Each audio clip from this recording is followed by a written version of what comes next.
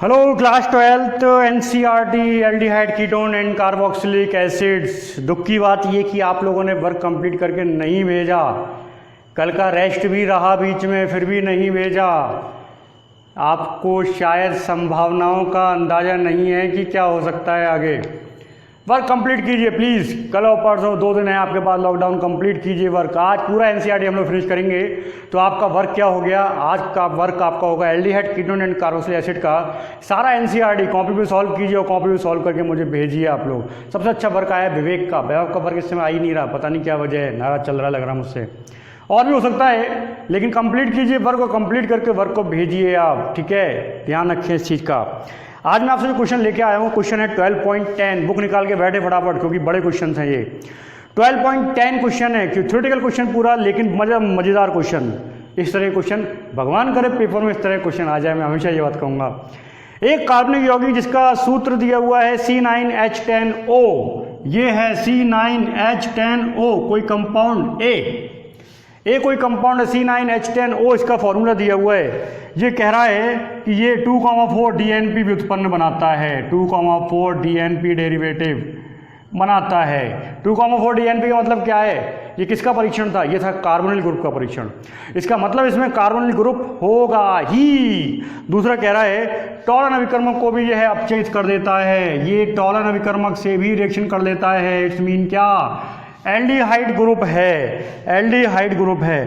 तीसरी कंडीशन दे रखी है, कैनिजारो दे रहा है। और कैनिजारो की कंडीशन क्या होती थी आपको पता होनी चाहिए, अल्फा हाइड्रोजन रहित। कैनिजारो दे रहा है प्रबल ऑक्सीकरण पर alpha 1,2 benzene di carboxylic acid. इसका आप ऑक्सीडेशन कराओगे तो बेंजीन 1,2 डाई कार्बोक्सिलिक एसिड। ये 4 कंडीशन दे रखी है। कह रहा है कि बताइए कंपाउंड क्या है। देखिए, इस तरह के सवाल जब आपको करने पड़े, ध्यान देना इस बात पे, क्योंकि इस तरह के सवाल जब आ जाते हैं तो बढ़िया रहते हैं, कम समय में ज़्यादा काम होता है। इस तरह के सवाल है तो पूरी कंडीशन को आप समझाएंगे कैसे? ध्यान दीजिए। कंपाउंड है साहब C9H10O। पहली बात तो ये एरोमेटिक होगा। बताओ मुझे कैसे पता नहीं यार का ये एरोमेटिक है? मुझे पता है, क्योंकि 9 के साथ में अगर 10 हाइड्रोजन चल रहे, इतने कम हाइड्रोजन नहीं हो सकते। अगर ये एलिफेटिक होता तो 9 के साथ में लगभग 18-19 चल रहे होते, ठीक है ना? तो एरोमेटिक है। एरोमेटिक में DNP दे रहा है, यानी कैनिजारो दे रहा है, यानी बेंजल्डिहाइड। तो आप लिखोगे कैसे? बोले साहब कंपाउंड DNP दे रहा है, इसका मतलब इसमें कार्बोनिल समूह होगा। कार्बोनिल समूह का मतलब एल्डिहाइड भी हो सकता है, कीटोन भी हो सकता है। टॉलन अभिकर्मक से कर रहा है, इसका मतलब एल्डिहाइड ही होगा। कंफर्म हो गया, एल्डिहाइड ही होगा, ठीक है? तीसरी कंडीशन कैनिजारो दे रहा है, इसका मतलब अल्फा हाइड्रोजन रहित होना चाहिए। तो ये भी इस बात को कंफर्म कर रहा है कि कंपाउंड ये हो सकता है। लेकिन दिक्कत केवल ये है कि अभी फॉर्मूला बनाया C6H5CHO। 6 कार्बन यूज़ हुए हैं, 3 कार्बन रह गए। कितने रह गए? 3 कार्बन रह गए, सॉरी 7 कार्बन यूज़ हो गए। 6 इसमें लगे थे, 1 इसमें लगा, 7 लग गए। 2 कार्बन अभी भी बचे हुए हैं। और हाइड्रोजन यहाँ पे 10 हैं, 10 में से यहाँ कितने लगे? C6H5CHO, H5CHO, यानी 5 और 1 6 लग गए। यहाँ पे 10 हैं, यानी 4 हाइड्रोजन बच रहे हैं, 2 कार्बन बच रहे हैं। तो क्या होना चाहिए? ये कौन बताएगा? ये बताएगा ये। इसने बोला 1,2 डाई कार्बोक्सिलिक एसिड। 2 जगह पे C तभी तो आएगा जब 2 जगह पे कोई ना कोई समूह हो। 2 जगह पे C तभी आ सकता है जब 2 जगह पे समूह। तो एक जगह पे CHO लगा है और एक जगह पे मैंने लगा दिया CH2CH3। बोले साहब बच तो C2H4 रहा था, आपने C2H5 जोड़ दिया। लेकिन जिस जगह पे जोड़ा है वहाँ से भी तो हाइड्रोजन निकला होगा, यानी यही आपका आंसर होगा। आप क्या करोगे? आप बताओगे संभावित यौगिक मेरा ये है। फिर आप सभी अभिक्रियाओं को करके दिखाओगे और लास्ट में लाइन लिखोगे एक कि साहब सभी अभिक्रियाओं को ये कंपाउंड संतुष्ट कर रहा है, अतः यौगिक की संरचना ये होगी। इस तरीके से सवाल किया जाता है। इसको करके देखना एक बार आप लोग। फिर है आपका 12.11। ये 12.10 था, 12.11 की थोड़ी सी आपसे बात करता हूँ। सॉल्व करके भेजना आप लोग मुझे, मैं देखूंगा आपने किस तरीके से किया है। ये भी इसी तरीके का सवाल है और इसमें कह रहा है C8H16O2, C8H16O2। I am 100% sure ये कोई एलिफेटिक है। मतलब मैं पूरा सवाल पढ़ा नहीं, अभी मैं आपको पहले ही बता रहा हूँ ये एलिफेटिक होगा। 8 के साथ में 16 चल रहे हैं। दूसरी O2 चल रहा है। O2 चलने का मतलब 2 ही ग्रुप बनेंगे यहाँ पे, या तो कार्बोक्सिलिक बनेगा या एस्टर बनेगा। आप जानते हैं 2 ऑक्सीजन केवल 2 ही समूह में होते हैं, या तो कार्बोक्सिलिक होगा या एस्टर होगा। क्या कह रहा है? इसका तनु सल्फ्यूरिक अम्ल के साथ जल गठन करा दिया। चलिए H2SO4 ले लिया, जल अपघटन कराया, और जल अपघटन पर ये कोई कंपाउंड है A, जल अपघटन पर कार्बोक्सिलिक एसिड B, एक तो बन गया B और एल्कोहल C। तो अगर कोई एसिड और एल्कोहल दे रहा है, याद आ रहा है कुछ, एल्कोहल और एसिड दे रहा है तो वो एस्टर ही होगा, क्योंकि एस्टर के ही जल अपघटन से, एस्टर के ही हाइड्रोलिसिस से हमको मिल जाता है क्या, एल्कोहल और एसिड। और इससे याद आया एस्टर से, मैंने एक मैकेनिज्म भेजी हुई है आप लोगों का एस्टरिफिकेशन की। मैं चाहता हूं कि एस्टरिफिकेशन की मैकेनिज्म को आप लोग कंप्लीट करें विद थ्योरी, मुझसे चेक कराएं। दिल कह रहा है पता नहीं क्यों 2021 में आने वाली है। तो एस्टरिफिकेशन की मैकेनिज्म पेज पर लिख के बड़ा हेडिंग डालना है, एस्टरिफिकेशन दिखाई दे आराम से। तो एस्टरिफिकेशन की मैकेनिज्म लिख के मुझसे चेक जरूर कराएं। ये आपका होमवर्क है कल और परसों का, और ये होमवर्क तो है ही आपका एनसीईआरटी कंप्लीट करना ही करना है, ठीक है। तो वो कह रहा था कि साहब एक कार्बोक्सिलिक एसिड मिलता है, एक एल्कोहल मिलता है, लेकिन कौन सा मिलता है ये नहीं बताया उसने। फिर कह रहा है सी का क्रोमिक अम्ल से ऑक्सीकरण कराने पर बी बन जाता है, सी का ऑक्सीकरण कराइए तो बी बन जाएगा, ठीक है। और क्या कह दिया उसने, सी का निर्जलीकरण करा दें। निर्जलीकरण का मतलब होता है क्या, H2, आप जानते हैं। अगर एल्कोहल में से H2 निकलेगा तो क्या बनेगा, एल्कीन बनेगा। और कौन सी एल्कीन बन रहा है, इसने एल्कीन का नाम भी खोल दिया है, ब्यूट-1-ईन, एल्कीन का नाम खोल दिया। अब कह रहा है बताओ भी कंपाउंड क्या है, आसान सवाल कर सकते हो आप आराम से। एल्कीन का नाम खोल दिया, एल्कीन है ब्यूट-1-ईन। मैं यहाँ से शुरू नहीं करूँगा, मैं पिच्चू से शुरू करूँगा। जो सवाल आगे समझ में ना आए पिच्चू से शुरू कर दो, क्योंकि जब ये चल रहा है ना, इसमें बहुत सारे एक्स्ट्रा बनेंगे, आप कह नहीं सकते कौन कौन से एक्स्ट्रा इसमें बनने जा रहे हैं। 8 कार्बन है, कुछ आगे को लगाए, कुछ पिछू को लगाए, कहीं पे कुछ भी लगा दो यार, कौन देख रहा। तो एक्स्ट्रा कुछ भी बन सकता है, यहाँ से मत करो, अब यहाँ से करो। ब्यूट-1-ईन, तो 1 2 3 4, ये है ब्यूट-1-ईन। ये बना है निर्जलीकरण के फलस्वरूप। मैं बहुत कम ही ना आदमी इस मामले में। अब ये क्या करेगा, आपने H2O निकाल के ये बनाया था, मैं इसमें H2O जोड़ दे रहा हूँ, मैं इसमें H2O जोड़ दे रहा हूँ, सिंपल सी बात। आपने निकाला था, मैं जोड़ दे रहा हूँ, और जोड़ दूंगा H2O तो क्या बन जाएगा, अगर मैं इसमें H2O जोड़ दिया तो ये हो जाएगा CH3 CH2 CH2 CH2OH। दिख नहीं रहा वहाँ पे यार, चौंध आ गई है ना, हटा देता हूँ, अलग लिख देता हूँ। यहाँ पे जो बन गया वो क्या बन गया आपका C, ये हो गया CH3 CH2 CH2 CH2OH। किसी बच्चे ने कहा बोले साहब OH आपने इस वाले पे लगाया, मैं इस वाले पे लगा देता तो, मैंने लगा के देख ले। बोले क्या हो जाएगा, बोला लगा तो इस पे लगा देगा तो सेरजेव नियम काम करेगा, ब्यूटीन वन नहीं बनेगी, ब्यूटीन 2 ही बनेगी, और बनने ही ब्यूटीन वन, तो कॉमन सेंस की बात है, OH उसी पर होगा। भैया बधाई हो, C निकल आया, ब्यूटेनॉल 1 होगा। ये दूसरी बात, इसके ऑक्सीकरण से B बन रहा है, तो ब्यूटेनॉल 1 क्या था, ब्यूटेनॉल 1 हो गया CH3 CH2 CH2 CH2OH, और इसका ऑक्सीकरण करा देगा भाई, तो क्या बन जाएगा, एसिड बनना चाहिए, तो कौन सा, ब्यूटेनोइक एसिड। सिंपल है। एक तो ये हो गया एल्कोहल, क्या है एल्कोहल C, और B क्या हो गया acid, CH3 CH2 CH2 COOH, ये हो गया एसिड। ये बन गया क्या C, ये बन गया क्या B, H आइए, इन दोनों का क्रिया करा दो, एस्टरिफिकेशन करा दो, काम खत्म, बोलो राधे राधे। चलिए साहब अगला सवाल, ठीक है, अगला करें। चलिए भाई अगला सवाल करते हैं। अगला सवाल क्या कहता है आपसे, इस पर ध्यान दीजिए आप। अगले सवाल में उसने कहा निम्नलिखित यौगिकों को उसको संबंधित गुणधर्मों के बढ़ते क्रम में व्यवस्थित कीजिए। अम्लीयता का क्रम, क्षारीयता का क्रम, ये सब आप पहले से जानते हो, मैं बात नहीं करूंगा इसके बारे में। अगला है क्वेश्चन नंबर 12.13, निम्नलिखित यौगिकों युगलों में विभेद, अंतर बताना है, जैसे प्रोपेनल और प्रोपेनोन।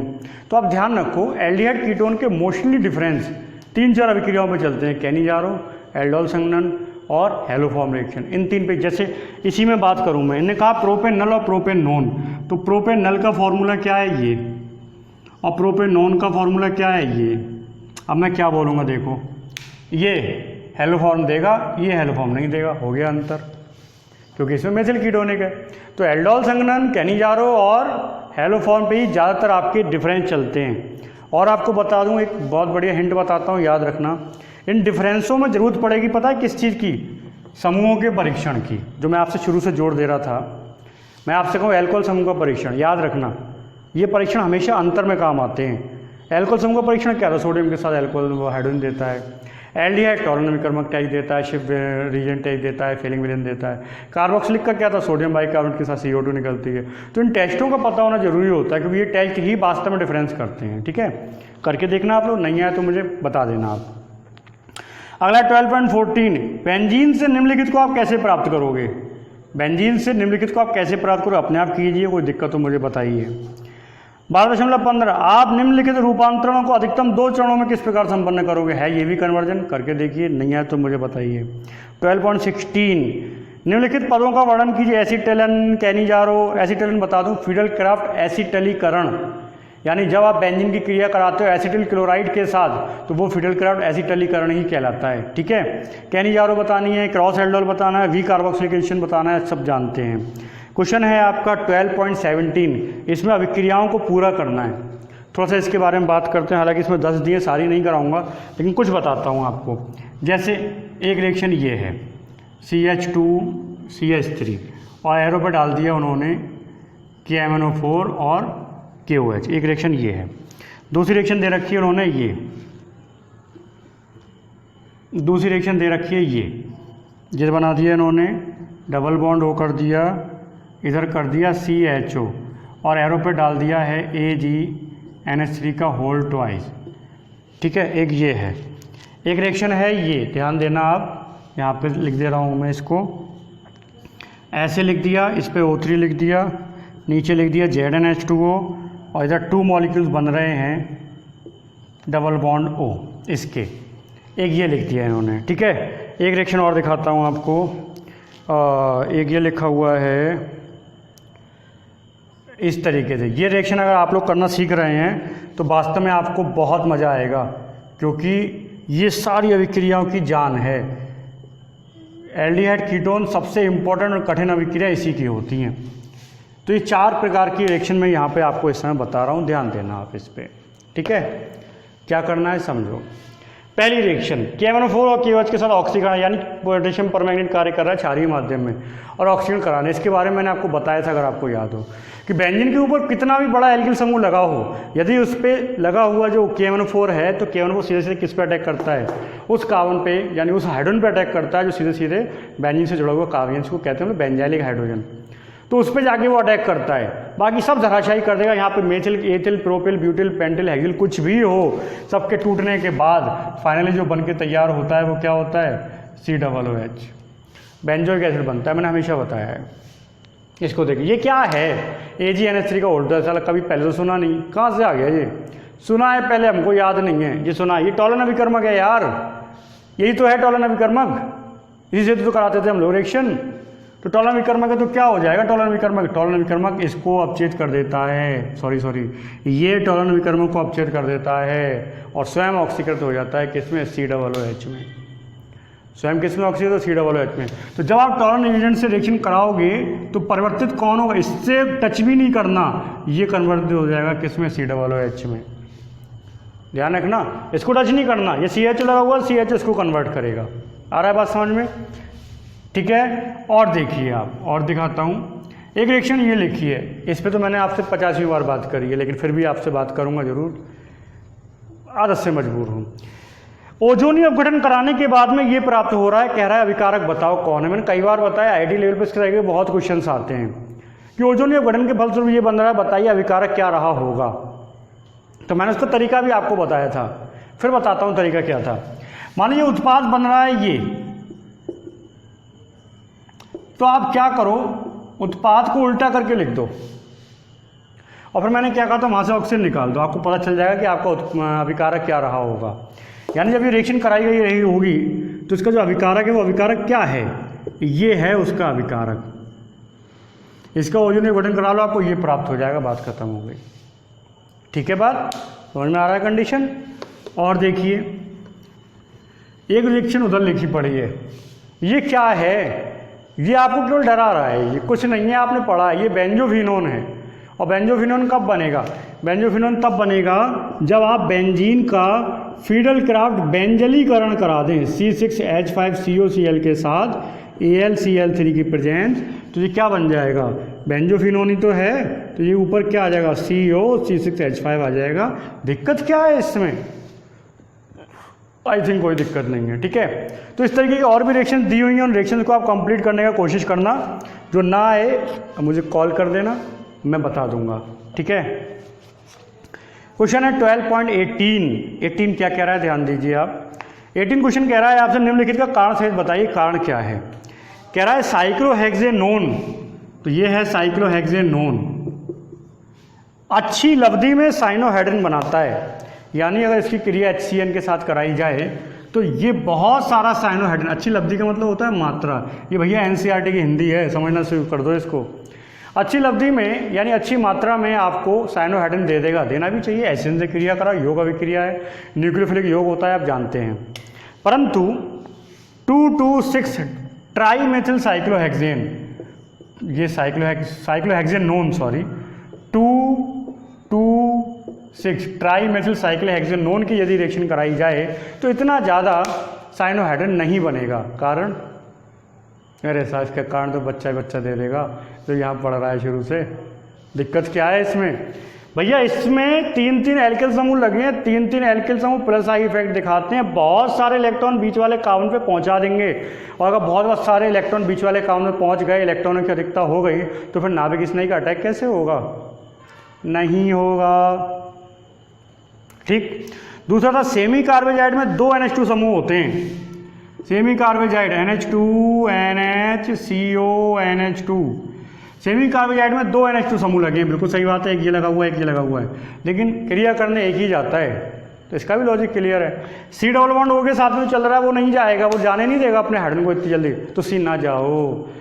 कौन सा निकल के जाता है? हाइड्रोजन वाला, वहीं पर लोन पे फोन पे लगे पड़े, भैया तू चला जा, कोई आपद ना आ रही, ठीक है।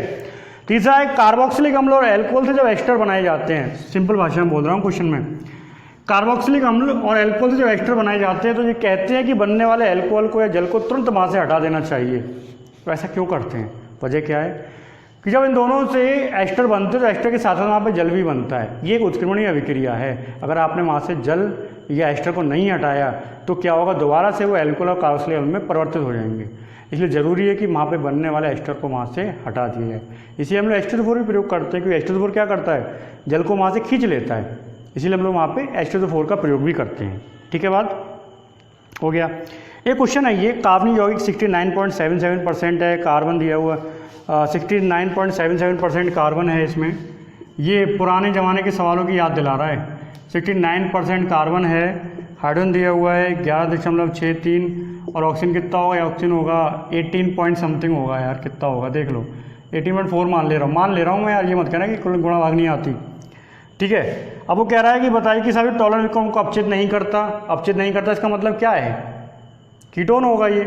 और कह रहा है कि सोडियम बाइसल्फाइड के साथ क्रिया कर रहा है, ठीक है। आइडोफॉर्म परीक्षण दे रहा है, यानी मेथिल कीटोनिक हो गया। और प्रबल ऑक्सीकरण पर 2 चीज़ें दे देता है, एथेनोइक और प्रोपेनोइक, 2 चीज़ें दे देता है। तो इस तरह के सवाल हम लोग करते थे, अगर आपको याद हो पहले कैसे किया करते थे हम लोग। पहले हम लोगों ने परसेंटेज लिखते थे, परसेंटेज जल्दी में बता रहा हूँ थोड़ा सा, उसके बाद में क्या लिखते थे हम लोग, एटॉमिक वेट लिख देते थे। फिर हम लोग क्या करते थे, आपेक्षिक संख्या निकालते थे। आपेक्षिक संख्या निकालने के लिए क्या करते थे हम लोग, यहाँ पे बताओ, जो भी आपका परसेंटेज आता था उसको किससे भाग करते थे, उसके एटॉमिक वेट से, ठीक है, उसके एटॉमिक वेट से हम लोग भाग करते थे, यहाँ पे जो भी आ जाए। फिर हम लोग क्या निकालते थे, आपको पता हो, सरल अनुपात निकालते थे। आप इसको सॉल्व करेंगे तो सॉल्व करने के बाद ये फॉर्मूला आएगा C5H10O। अब वो कह रहा है कि ये टॉलरेंस को नहीं देता, यानी एल्डिहाइड नहीं हो सकता। सोडियम बाइसल्फाइड दे रहा है, इसका मतलब कीटोन कार्बोनिल समूह होगा, और ऑक्सीकरण पर ये दे रहा है, ठीक है। तो बना के देखते हैं क्या हो सकता है। 5 कार्बन के साथ मेथिल कीटोनिक होना चाहिए, क्योंकि आइडोफॉर्म बोला है उसने। तो पहले ये लगा दिया, 2 कार्बन लग गए, और क्या लगा दिया, CH2 बन के तैयार हो गया ये। अब यदि इसका मैं ऑक्सीकरण करा दूं तो ये पोपॉफ नियम के अनुसार ऑक्सीकरण होगा। पोपॉफ नियम कहता था कीटोनिक समूह छोटे कार्बोनिल समूह की ओर चला जाता है, तो छोटे मेथिल एल्किल समूह की ओर। तो 2 कार्बन वाला बनेगा एथेनोइक, 3 कार्बन वाला प्रोपेनोइक डेक्टेट। इस सवाल को पूरे तरीके से करके मुझे भेजना, मैं देखना चाहता हूँ कि पुरानी यादें ताज़ा हुई या नहीं हुई। आखिरी सवाल इसमें लगा कि फिनॉक्साइड आयन की अनुनादी संरचनाएं बहुत ज़्यादा होती हैं, फिर भी कार्बोक्सिलेट आयन ज़्यादा स्थिर, ये मैंने बताया था। चार्ज डिस्ट्रीब्यूशन ऑक्सीजन पे हो रहा है और ऑक्सीजन चार्ज डिस्ट्रीब्यूट करने में बहुत ज़्यादा कैपेबल है, इसलिए कार्बोक्सिलिक आयन ज़्यादा स्थायी हो जाता है उसकी तुलना में। ठीक है, तो ये थोड़ा खेल था एनसीईआरटी का जो मैंने फिनिश किया। आप इसको कंप्लीट कीजिए। मैं नया चैप्टर शुरू करूंगा आपका इसके आगे कौन सा, नाइट्रोजन कंटेनिंग ऑर्गेनिक कंपाउंड। बहुत जल्दी इसको फिनिश करेंगे और बहुत जल्दी मैं आपका 12th का कोर्स भी फिनिश करने जा रहा हूँ, बहुत जल्दी फिनिश करूँगा। जुड़े रहें, लगातार हंसते रहें, मुस्कुराते रहें। धन्यवाद।